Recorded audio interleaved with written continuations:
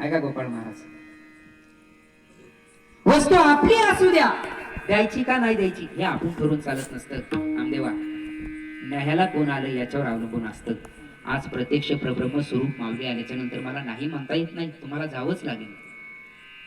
नामदेवरायाला देवाचा विरह सहन होत नव्हता. एकनिष्ठता कशी आहे बघा, तुम्हाला सांगतो एकनिष्ठता.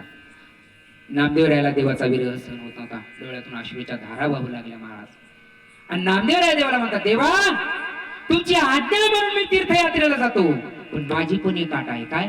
पूर्ण भारताचं भ्रमण करेन, प्रत्येक तीर्थक्षेत्रापर्यंत जाईन, सभा मंडपात जाईन, मंदिरात जाईन, गाभाऱ्यात जाईन, पण त्या गाभाऱ्यात गेल्याच्या नंतर जगाच्या पाठीवर जर दुसरा देव दिसला, तुमच्यासारखा देव दिसला नाही, तर त्याचं दर्शन सुद्धा